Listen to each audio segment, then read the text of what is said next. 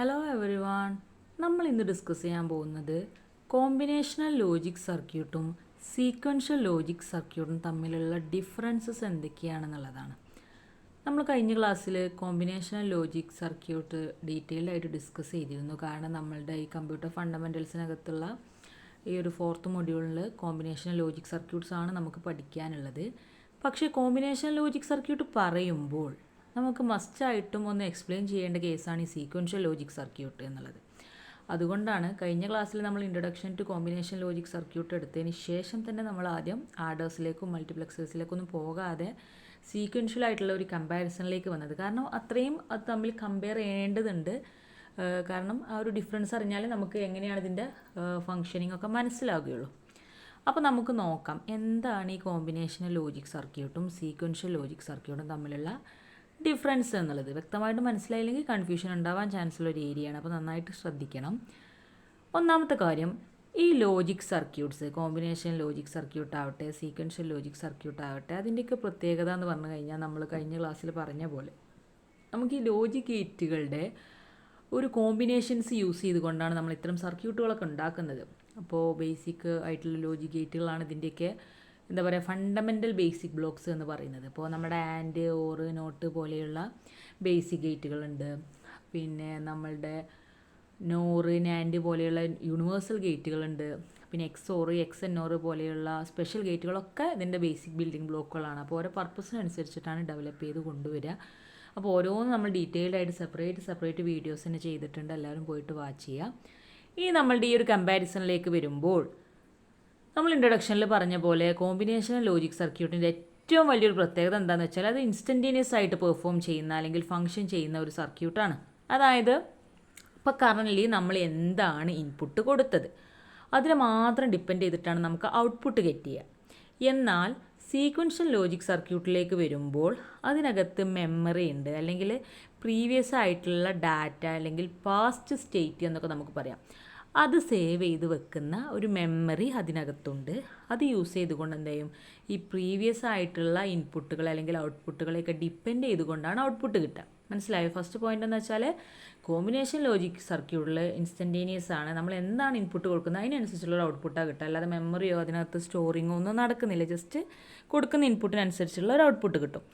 എന്നാൽ sequential logic സർക്യൂട്ടിൻ്റെ case വരുമ്പോൾ നമ്മൾ പ്രീവിയസ് ആയിട്ട് കൊടുത്തിട്ടുള്ള ഇൻപുട്ടിനെ കൂടി അത് അഫക്റ്റ് ചെയ്യുന്നുണ്ട്. അപ്പോൾ നെക്സ്റ്റ് ഔട്ട്പുട്ട് കിട്ടുമ്പോൾ പ്രീവിയസ് ഔട്ട്പുട്ടിനെയും കൂടി അതും കൂടെ അഫക്റ്റഡ് ആയിരിക്കും. ഓക്കെ. പിന്നെ മെമ്മറിൻ്റെ കാര്യം പറയുകയാണെങ്കിൽ നമ്മുടെ കോമ്പിനേഷൻ ലോജിക് സർക്യൂട്ടിനകത്ത് പ്രത്യേകിച്ച് മെമ്മറി ഒന്നും യൂസ് ചെയ്യുന്നില്ല. കാരണം പാസ്റ്റ് ആയിട്ടുള്ള ഇൻപുട്ട് വാല്യൂസൊന്നും നമുക്ക് ഇതിനകത്ത് സ്റ്റോർ ചെയ്ത് വെക്കേണ്ടതില്ല. കാരണം അത് ഇൻഫ്ലുവൻസ് ചെയ്യുന്നില്ലല്ലോ, അതുകൊണ്ട് തന്നെ, അല്ലെങ്കിൽ ഇമ്പാക്റ്റ് ഉണ്ടാക്കുന്നില്ല എന്നുള്ളതുകൊണ്ട്. എന്നാൽ നമ്മുടെ സീക്വൻഷ്യൽ ലോജിക് സർക്യൂട്ടിൻ്റെ കേസിൽ നമുക്ക് പ്രത്യേകം മെമ്മറി കീപ്പ് ചെയ്യേണ്ടതുണ്ട്. മെമ്മറി എലമെൻറ്റ്സ് ആവശ്യമാണ്. അതായത് ഫ്ലിപ്പ് ഫ്ലോപ്സ് നമുക്ക് പാസ്റ്റ് ഇൻപുട്ട് സ്റ്റേറ്റുകളെയൊക്കെ സ്റ്റോർ ചെയ്ത് വെക്കേണ്ടതുണ്ട്. അപ്പോൾ അതാണ് അതിൻ്റെ പ്രത്യേകത. കോമ്പിനേഷനകത്ത് മെമ്മറി ഇല്ല, എന്നാൽ സീക്വൻഷ്യലിനകത്ത് മെമ്മറി ഉണ്ട്. പിന്നെ ഫീഡ്ബാക്ക് പാത്തിൻ്റെ കേസ്, നമ്മുടെ കോമ്പിനേഷൻ ലോജിക് സർക്യൂട്ടിനകത്ത് നമുക്ക് പ്രത്യേകിച്ച് ഒരു ഫീഡ്ബാക്ക് പാത്തിൻ്റെ ആവശ്യമില്ല. കാരണം നമ്മൾ ഇൻപുട്ട് ഡ്രിവൺ ആയിട്ടാണ് കോമ്പിനേഷൻ ലോജിക് സർക്യൂട്ട് യൂസ് ചെയ്യുന്നത്. കറൻ്റ്ലി കൊടുക്കുന്ന അല്ലെങ്കിൽ പ്രസൻ്റായിട്ട് നമ്മൾ കൊടുക്കുന്ന ഇൻപുട്ട് എന്താണോ അതിനെ മാത്രമാണ് അഫക്റ്റ് ചെയ്യുക, അത് മാത്രമാണ് ഔട്ട്പുട്ടിനെ അഫക്റ്റ് ചെയ്യുക. അതുകൊണ്ട് ഫീഡ്ബാക്ക് പാത്തൊന്നും ആവശ്യമില്ല. എന്നാൽ നമ്മളുടെ സീക്വൻഷ്യലിൻ്റെ കേസിൽ ഒരു മെയിനായിട്ടൊരു ഫീഡ്ബാക്ക് പാത്ത് ആവശ്യമാണ്. കാരണം പ്രീവിയസ് ഔട്ട്പുട്ടൊക്കെ ഫ്യൂച്ചർ ബിഹേവിയറിനൊക്കെ വ്യക്തമായിട്ട് ഇൻഫ്ലുവൻസ് ചെയ്യും. കാരണം നമ്മൾ മെമ്മറിയിൽ സ്റ്റോർ ചെയ്യും, എന്നിട്ട് ഇമ്പാക്റ്റ് ചെയ്യുമെന്നൊക്കെ നമ്മൾ നേരത്തെ പറഞ്ഞതാണ്.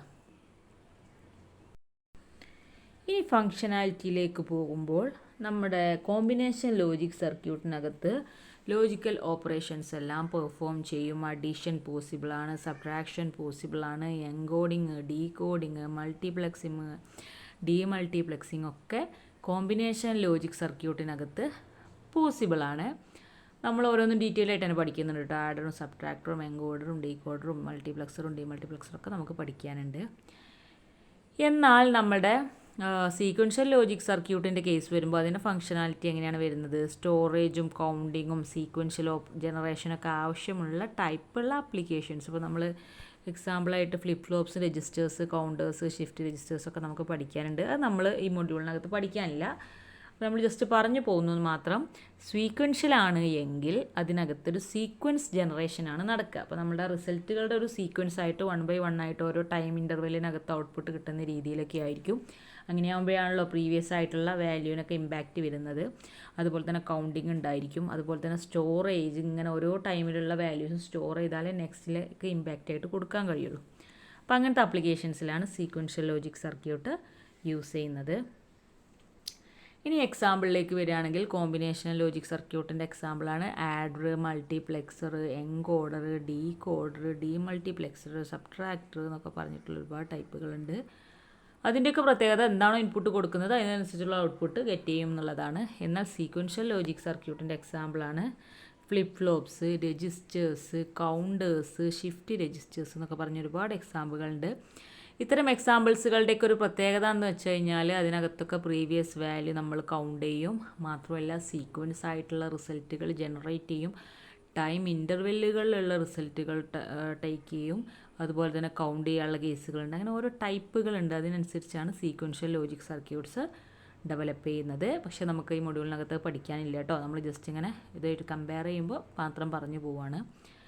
ഇനി ടൈമിംഗ് ഡിപ്പെൻഡൻസി എന്ന് പറയുമ്പോൾ നമ്മുടെ കോമ്പിനേഷണൽ ലോജിക് സർക്യൂട്ട് അസിൻക്രണസ് ആണ്. അതായത് അതിന് പ്രത്യേകിച്ച് ഒരു ടൈം ഇൻ്റർവെല്ലോ ക്ലോക്ക് ഇൻ്റർവെൽസ് ഒന്നും യൂസ് ചെയ്യേണ്ടതില്ല. ഇമ്മീഡിയറ്റ് ആക്ഷനാണ്. നമ്മൾ ഇൻപുട്ട് കൊടുക്കുന്നു, ഔട്ട്പുട്ട് കിട്ടുന്നു, ഇൻപുട്ട് ചേഞ്ച് ചെയ്യുന്നു, ഔട്ട്പുട്ട് ചേഞ്ച് ആവുന്നു. ഓക്കെ, അതാണ് അതിൻ്റെ ഒരു ടൈമിംഗ് ഡിപ്പെൻഡൻസി എന്ന് പറയുന്നത്. ഇമ്മീഡിയറ്റ് ആക്ഷനാണ്. എന്നാൽ സീക്വൻഷ്യൽ ലോജിക് സർക്യൂട്ടിൻ്റെ കേസ് വരുമ്പോൾ അത് സിൻക്രണസ് ആണ്. ക്ലോക്ക് ഇൻ്റർവെൽസിൻ്റെ ടൈം മാറുന്നതിനനുസരിച്ചാണ് ഔട്ട്പുട്ട് മാറുക. മാത്രമല്ല നമ്മൾ പറഞ്ഞിട്ടുണ്ട് പ്രീവിയസ് ആയിട്ടുള്ള ഡാറ്റ വരുമ്പോൾ അത് ഫ്യൂച്ചർ ബിഹേവിയറിനെ ബാധിക്കും. എന്നിട്ട് അടുത്ത് സെറ്റ് ചെയ്യും, പിന്നെ അടുത്ത ക്ലോക്ക് ഇൻ്റർവെല്ലിൽ അടുത്ത് സെറ്റ് ചെയ്യും എന്നുള്ള രീതിയിലാണ് അതിൻ്റെ ഒരു പ്രോസസ്സിങ് നടക്കുന്നത്. അതായത് സീക്വൻഷ്യൽ ലോജിക് സർക്യൂട്ട് സിൻക്രണസ് ആണ്. അതായത് ഇങ്ങനെ ഒരു ഇൻ്റർവെൽ ടൈമിൽ ഇങ്ങനെ റിസൾട്ട് കിട്ടുന്ന ടൈപ്പിലാണ്. അതായത് സീക്വൻസ് ജനറേറ്റ് ചെയ്ത് ഇങ്ങനെ പോയിക്കൊണ്ടിരിക്കും. അതാണ് അതിൻ്റെ പ്രത്യേകത. ഇത്രയാണ് നമ്മളുടെ കോമ്പിനേഷണൽ ലോജിക് സർക്യൂട്ടും സീക്വൻഷ്യൽ ലോജിക് സർക്യൂട്ടും തമ്മിലുള്ള ഡിഫറൻസ്. കമ്പ്യൂട്ടർ ഫണ്ടമെൻറ്റൽസിനകത്ത് നമുക്ക് ഈ മൊഡ്യൂളിൽ കോമ്പിനേഷണൽ ലോജിക് സർക്യൂട്ട് മാത്രമാണ് പഠിക്കാനുള്ളത്. അതുകൊണ്ടാണ് ഞാൻ പറഞ്ഞത് ആഡറും സബ്ട്രാക്ടറും മൾട്ടിപ്ലെക്സറും എൻകോഡറും ഡീകോഡറും ഒക്കെ നമ്മൾ ഡീറ്റെയിൽ ആയിട്ട് പഠിക്കുന്നുണ്ട്. പക്ഷേ നമ്മുടെ സീക്വൻഷ്യലിൻ്റെ കേസായിട്ടുള്ള ഫ്ലിപ്പ് ഫ്ലോപ്പോ രജിസ്റ്ററോ കൗണ്ടറോ ഷിഫ്റ്റ് രജിസ്റ്ററോ ഒന്നും ഈ മൊഡ്യൂളിൽ നമുക്ക് പഠിക്കാനില്ല. അപ്പോൾ നമ്മൾ വെറുതെ ടൈം വേസ്റ്റ് ചെയ്യേണ്ട ആവശ്യമില്ല. പക്ഷേ കോമ്പിനേഷൻ ലോജിക് സർക്യൂട്ട് എന്താണ് എന്ന് പറയുന്നിടത്ത് തന്നെ സീക്വൻഷ്യലും കൂടെ കമ്പയർ ചെയ്താലേ നമുക്ക് കറക്റ്റായിട്ടുള്ള ഒരു ഐഡിയ ഗെറ്റ് ചെയ്യുള്ളൂ എന്നുള്ളതുകൊണ്ടാണ് നമ്മൾ ഇങ്ങനെ ഒരു കമ്പാരിസൺ നടത്തുന്നത്. അപ്പോൾ സിമ്പിളാണോ വെച്ചാൽ സിമ്പിളാണ്, പക്ഷേ നന്നായിട്ട് മനസ്സിലാക്കിയില്ലെങ്കിൽ ഭയങ്കര കോംപ്ലിക്കേഷൻ വരും. ജസ്റ്റ് പറയാനുള്ളത് എന്താണ് ഡെഫിനിഷൻ പറഞ്ഞത്, ഇൻപുട്ട് ഔട്ട്പുട്ട് ഡിപ്പെൻഡ് ചെയ്യുന്നത് ഇൻപുട്ടിനെയാണ്. ഇൻപുട്ട് എന്താണ് പ്രസൻറ്റായിട്ട് എന്ത് ഇൻപുട്ട് കൊടുക്കുന്നോ അതിന് ഡിപ്പെൻഡ് ചെയ്യും ഔട്ട്പുട്ട്. എന്നാൽ സീക്വൻഷ്യലിൻ്റെ കേസിൽ പാസ്റ്റ് സ്റ്റേറ്റ് എന്താണോ അതും കൂടെ ഇമ്പാക്റ്റ് ഉണ്ടാക്കും. പിന്നെ മെമ്മറി, കോമ്പിനേഷനകത്ത് മെമ്മറി ഇല്ല, എന്നാൽ സീക്വൻഷ്യലിനകത്ത് മെമ്മറി ഉണ്ട്. പാസ്റ്റ് ഇൻപുട്ട് സ്റ്റേറ്റൊക്കെ കീപ്പ് ചെയ്ത് വെക്കും. പിന്നെ കോമ്പിനേഷനിനകത്ത് ഫീഡ്ബാക്ക് പാത്ത് ഇല്ല, എന്നാൽ സീക്വൻഷ്യലിനകത്ത് ഫീഡ്ബാക്ക് പാത്ത് ഉണ്ട്. കാരണം ഫ്യൂച്ചർ ബിഹേവിയറിനെ അത് ഇൻഫ്ലുവൻസ് ചെയ്യുന്നുണ്ട്. പിന്നെ ഫംഗ്ഷനാലിറ്റി എന്ന് പറഞ്ഞു കഴിഞ്ഞാൽ ലോജിക്കൽ ഓപ്പറേഷൻസൊക്കെ നമ്മുടെ കോമ്പിനേഷൻ ലോജിക് സർക്യൂട്ടിനകത്ത് പെർഫോം ചെയ്യും. സീക്വൻസ് ജനറേറ്റഡ് ആയിട്ടുള്ള ആപ്ലിക്കേഷൻസൊക്കെ സീക്വൻഷ്യൽ ലോജിക് സർക്യൂട്ടും പെർഫോം ചെയ്യും. പിന്നെ എക്സാമ്പിളായിട്ട് ആഡർ, മൾട്ടിപ്ലെക്സർ, എൻകോഡർ, ഡീകോഡറൊക്കെയാണ് നമ്മുടെ കോമ്പിനേഷൻ ലോജിക് സർക്യൂട്ടുള്ളത്. സീക്വൻഷ്യലിനകത്തുള്ളത് flip flop, register, counter, shift രജിസ്റ്ററൊക്കെയാണ്. പിന്നെ ടൈമിംഗ് ഡിപ്പെൻഡൻസി പറയുകയാണെങ്കിൽ കോമ്പിനേഷൻ ലോജിക് സർക്യൂട്ടിനകത്ത് അസിൻക്രണസ് ആണ്, അതായത് ഇമ്മീഡിയറ്റ് ആക്ഷനാണ്. എന്നാൽ നമ്മുടെ സീക്വൻഷ്യൽ ലോജിക് സർക്യൂട്ടിനകത്ത് സിൻക്രണസ് ആണ്. ക്ലോക്ക് ഇൻ്റർവെൽസിനകത്തുള്ള ഔട്ട്പുട്ടുകളാണ് കിട്ടുക. ഇത്രയാണ് പറയാനുള്ളത്. കോൺസെപ്റ്റുകൾ ക്ലിയർ ആയിട്ടുണ്ടാവുമെന്ന് വിചാരിക്കുന്നു. Okay, thank U.